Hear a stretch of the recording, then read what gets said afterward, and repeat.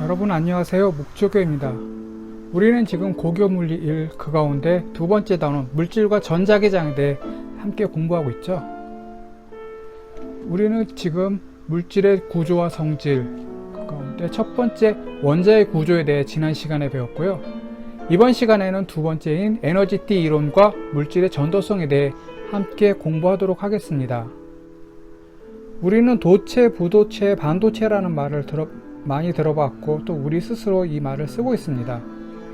전류가 잘 흐르는지 여부에 따라서 전류가 잘 흐르면 도체, 그렇지 않으면 부도체라고 하고, 우리나라 산업에서 크게 주목받고 있는 반도체는 도체와 부도체의 중간 성질을 띠고 있다는 것을 우리는 상식으로 알고 있죠. 이처럼 물질의 전도성이 다른 이유는요, 원자의 종류와 원자의 배치와 관련이 있습니다. 예를 들어서 구리를 들어보겠습니다. 구리는 원자 번호 29번이 금속 물질이고요. 원자 번호가 29라는 것은 구리 원자의 양성자가 29개 있다는 소리죠. 고체 상태인 구리 안에서 이웃한 원자 사이의 거리는 2.6 옹구스트롱, 즉 2.6 곱하기 10의 마이너스 10승입니다.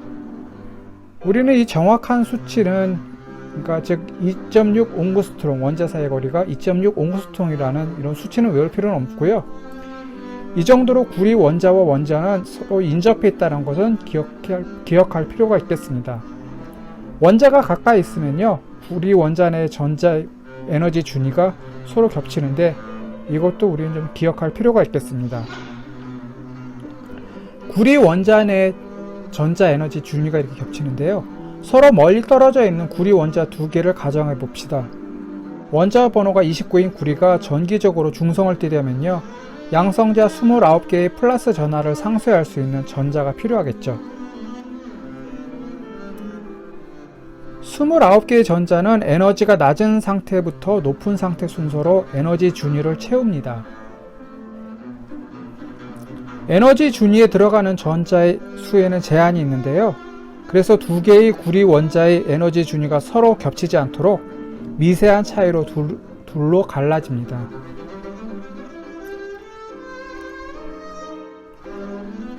고체를 이루는 원자가 3개면요, 에너지 준위는 미세한 차이로 3개로 분포하고요. 고체 원자처럼 많은 원자들이 모여있을 때 에너지 준위는 거의 연속적인 띠를 이루고 있습니다. 에너지 띠 사이에는 띠틈이 있는데 전자는 이 띠틈 사이에는 존재할 수가 없다고 합니다. 그리고 여기서 우리 파울리의 베타 원리에 대해서 한번 이 개념을 이렇게 살펴보겠는데요. 에너지 준위가 미세하게 갈라지는 데는 파울리의 베타 원리가 적용되고 있습니다. 이탈리아 물리학자인 파울리가 발견한 베타 원리는요, 한 원자에 있는 어떤 두 개의 전자도 서로 같은 양자 상태를 가질 수 없다라고 합니다. 더 자세한 내용은 나중에 공부하기로 하고요. 지금은 이런 게 있다는 정도만 이해하도록 하겠습니다. 양자 역학에 대한 배경 설명 없이 파울리 베타 원리 개념을 도입하는 건 대입해서 이제 양자 역학적으로 이것을 설명하는 건 아직은 무리거든요.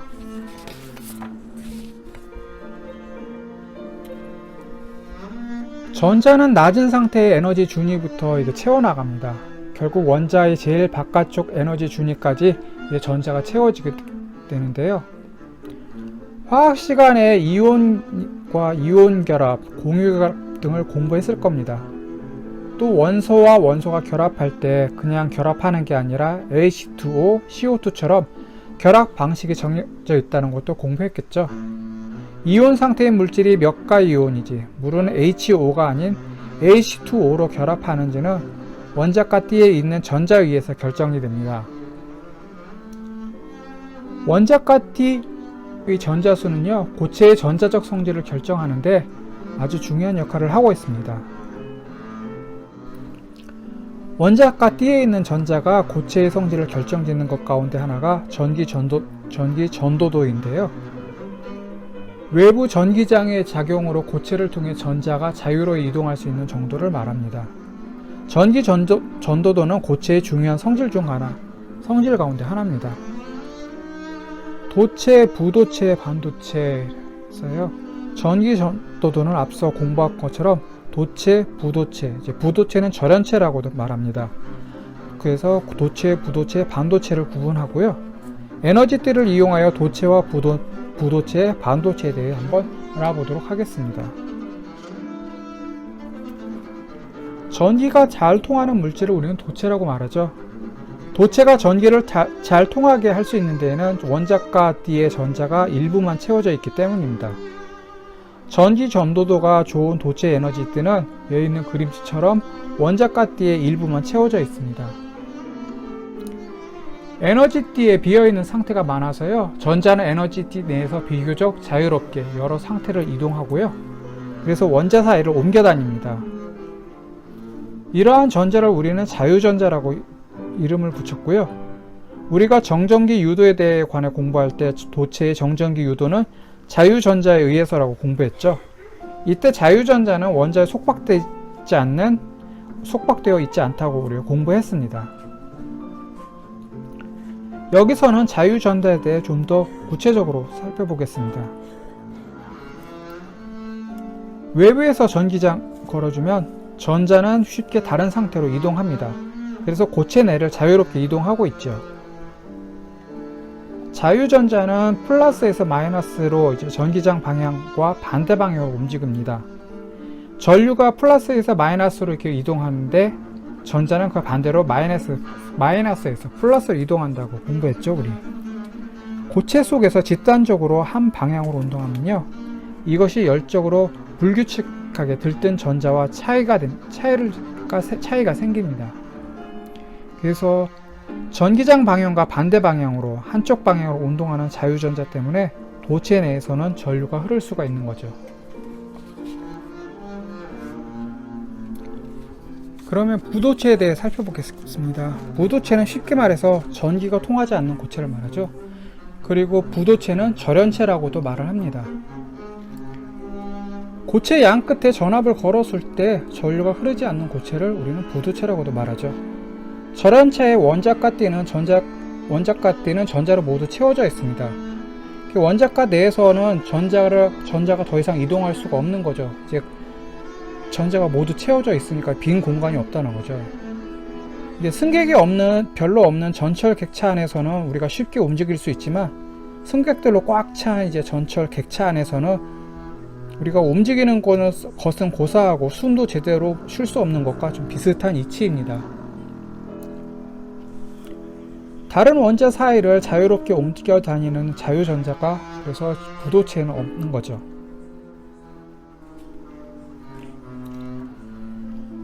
앞에서 잠깐 얘기했는 띠틈의 개념을 다시 살펴보겠는데요. 띠틈은 에너지 간격이라고도 합니다. 부도체에서 전자로 꽉 차 있는 에너지띠 중 제일 위에 있는 에너지띠를 우리가 원자과띠라고 하는데요. 이 에너지띠와 완전히 비어있는 다음 에너지띠 사이의 에너지 차이를 우리는 띠틈이라고 합니다.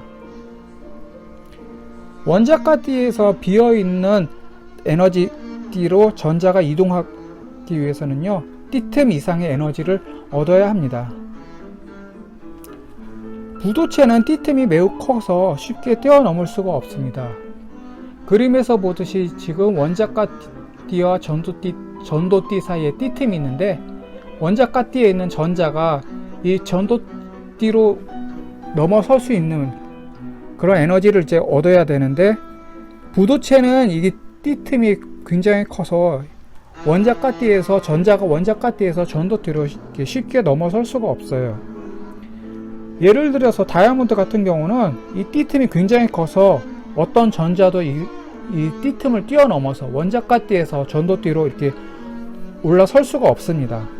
그러니까 다이아몬드는 그만큼 에너지 간격이 매우 큰 거죠. 반도체라는 말 많이 들어봤을 겁니다. 우리나라에서 반도체 산업은 굉장히 중추적 역할을 하고 있어서 아무리 과학과 담을 쌓고 있는 사람도 반도체라는 말을 한 번 이상은 들어봤을 겁니다. 그동안 공부한 반도체는 도체와 부도체 사이의 중간적 성질을 띤 물질인데요. 좀 더 구체적인 정의를 내리면은 에너지 간격, 바로 띠틈이 1 일렉트로볼트 이하의 물질을 반도체라고 합니다. 부도체의 대표적인 물질을 다이아몬드를 들 수 있는데요. 다이아몬드의 띠틈은 5.33 일렉트론볼트, 그에 비해서 원자번호 14인 규소는 1.14 일렉트론볼트이고요. 원자번호 32번인 저마늄은 띠틈이 0.67 일렉트론볼트밖에 안됩니다. 온도가 높아지면 일부 전자가 열 에너지를 받아서 작은 띠틈 사이를 뛰어넘어 가지고 바로 위에 전도대로 올라가는 게 이제 반도체의 특성입니다. 부도체인 경우는 띠틈이 굉장히 커서 전자가 에너지를 받아도 그 띠틈을 뛰어넘어서 이제 원자가띠에서 전도띠를 뛰어넘지 못하는데, 반도체는 그보다는 띠틈이 작기 때문에 좀 전에 말했듯이 이제 규소는 1.14 일렉트론 볼트, 그 다음에 저마늄은 0.67 일렉트론 볼트 정도여서요. 열 에너지를 받아서 이제 받게 되면은 전자가 이 전도띠를 이렇게 띠틈을 뛰어넘어서 전도띠로 이렇게 올라갈 수 있는 거죠. 그러면은 이제 전도띠로 간다는 것은 이 반도체에도 전류가 흐를 수 있는 상태가 된다는 겁니다. 실리콘과 저마늄이 대표적인 반도체 물질인데요. 실리콘은 규소라고 부르기도 하고요. 저마늄은 옛날에는 게르마늄이라고 했습니다. 지금도 이제 텔레비전 광고를 보면, 케이블 TV에서 이제 텔레비전 광고를 보면은 저마늄을 게르마늄이라고 말하기도 합니다. 참고로 원자 25번인 망가니는요, 망가니즈라고 하죠. 망가니즈는 일상생활에서는 망간이라고 하고요. 원자 번호 9번인 플루오린은 일상생활에서는 이제 충치를 예방하는 불소라고 부릅니다. 또 원자 번호 22번인 타이타늄은 일상생활에서는 티타늄이라는 말로 이제 더 많이 쓰고 있죠.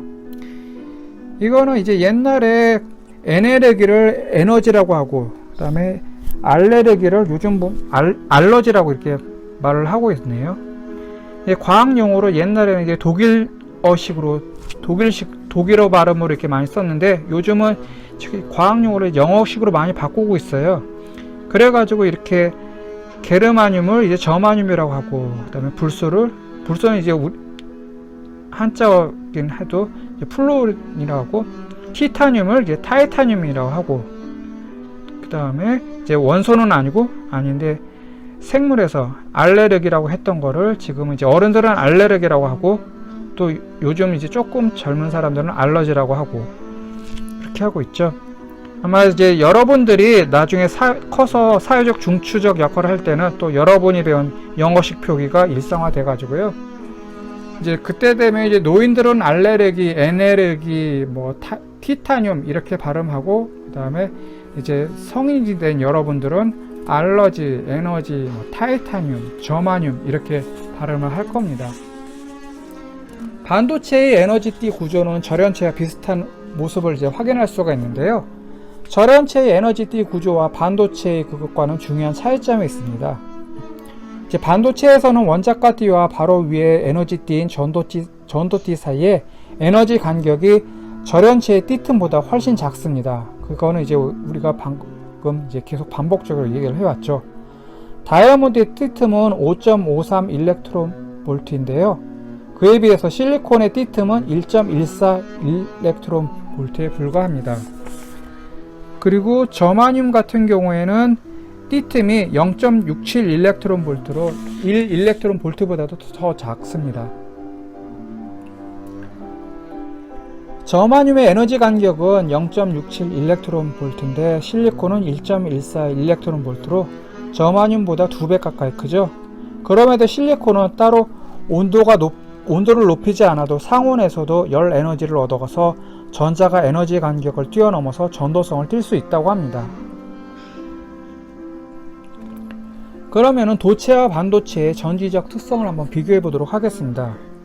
전류가 흐르지 않는 절연체와 온도가 높아지면 전류가 흐르는 이제 반도체 간의 차이를 익혔는데, 이제는 도체와 반도체의 전지적 특성을 한번 비교해 볼게요.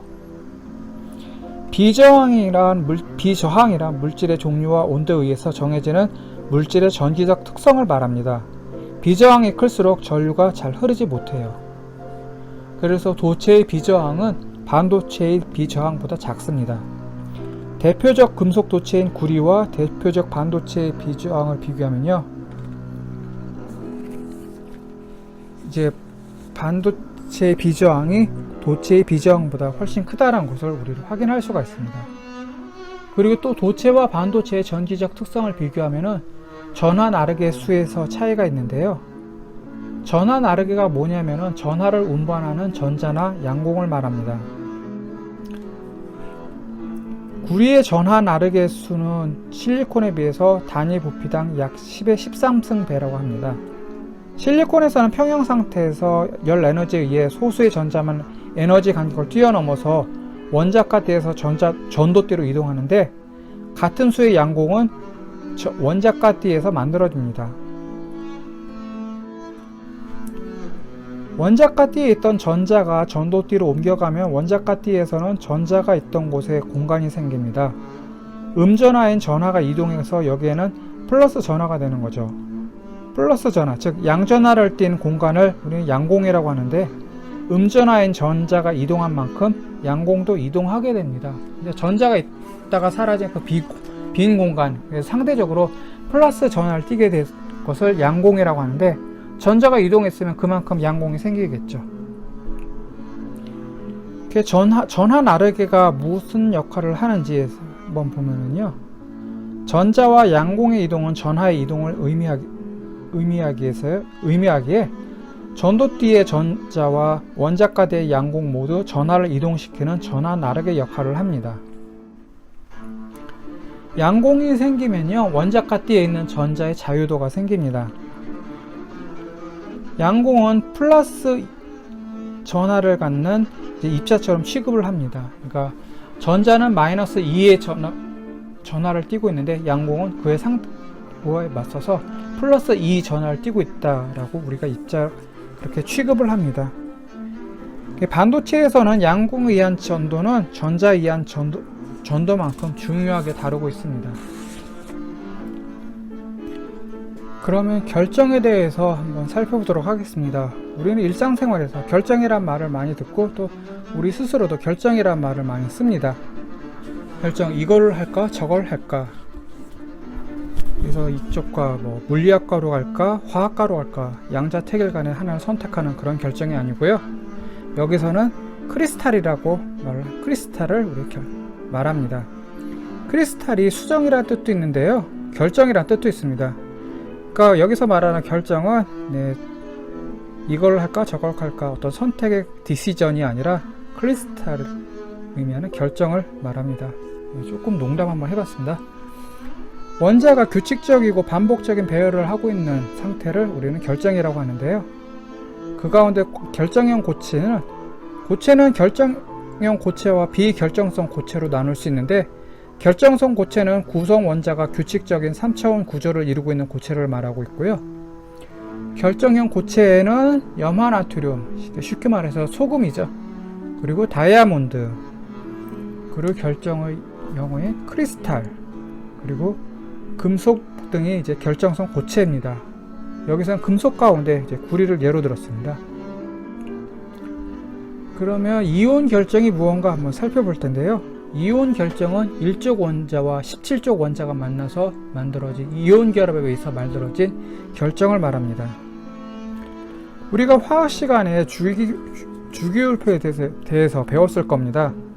또 물리 시간에도 나중에 이제 주기율표에 대해서 배우게 될 텐데요, 주기율표에서 맨 왼쪽 열에 있는 원소들은 1쪽에 속하는 원소들인데, 원자 번호 1번인 수소를 제외한 나머지 원소들은 모두 알칼리 금속이라고 합니다. 1쪽 원소들은 원자과 전자가 1개, 즉 전자 궤도에서 맨 바깥쪽에 있는 전자 궤도에 전자가 1개가 있는 원소들을 1쪽 원소라고 합니다. 주기율표에서 맨 오른쪽에 있는 원소들은 이제 비활성 기체들인데요, 이 비활성 기체 바로 왼쪽에 있는 원소들을 17쪽 원소들이라고 합니다. 여기는 모두 비금속 원소들로 채워져 있어요. 각 전자 궤도에는 들어갈 수 있는 전자수가 이게 정해져 있는데, 17쪽 원소들은 바깥 궤도 전자들이 꽉 찬 상태에서 전자가 1개 부족한 상태로 전자가 채워져 있습니다.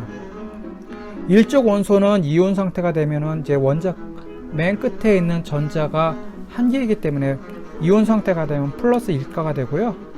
17족 원소들은 이제 이온 상태가 되면은 이제 전자가 꽉 찬 상태에서 전자 한 개가 부족한 상태, 한 개에 부족한 이런 원소들이기 때문에 이온 상태가 되면 마이너스 1가가 됩니다. 그래서 이온 상태인 1족 원소와 또 이온 상태인 17족 원소가 결합하면은 이온 결합을 하게 되고요. 이때 만들어진 결정을 이온 결정이라고 합니다. 1족 원자와 17족 원자들로 만들어진 화합물로는 염화나트륨이나 플로로리튬처럼 입방구조 배열을 하고 있습니다. 근데 모든 원소들이 이온 결합으로만 이루어져 있지는 않죠. 왜냐하면은 모든 원소들이 원자과 전자가 한 개만 있는 1족이나 아니면 꽉 찬 상태에서 전자가 하나 부족한 17족에 다 속한 건 아니거든요. 주기율표로만 알듯이 2족, 3족, 4족, 5족 이렇게 각각의 열의 원소들에게 분포하고 있습니다. 그러니까 1족과 17족이 아닌 원소들도 많이 있는데 이런 원소들은 이온 결합을 하지 않거든요.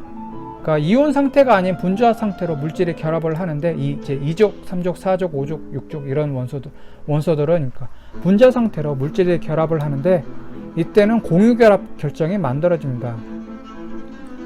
공유결합으로서 우리는 탄소를 예로 들 수 있는데요. 탄소는 두 가지 형태의 공유결합 상태를 가질 수가 있습니다. 탄소로 이루어지는 흑연을 평면 위에 육각형으로 연결된 탄소 원자가 다른 평면의 탄소 원자와 약한 결합을 하고 있다고 합니다.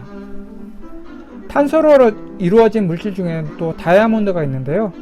우리가 잘 알고 있다시피 다이아몬드는 매우 단단한 성질을 갖고 있습니다. 이제 자연 상태에서 존재하는 물질 가운데 다이아몬드가 제일 단단하다고 하잖아요.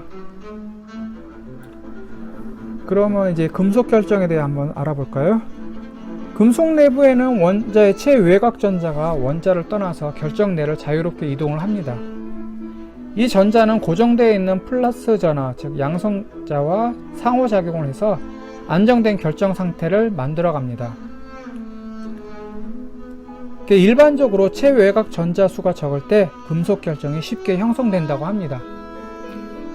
자, 지금까지 우리는 에너지띠 이론과 물질의 전도성에 대해서 살펴봤는데요. 이제 여기에 대해서는 그러니까 에너지띠 이론과 물질의 전도성은 여기까지 하도록 하고요. 다음 시간에는 이제 pn 접합과 반도체 소자, 즉 반도체에 대해서 함께 공부하도록 하겠습니다.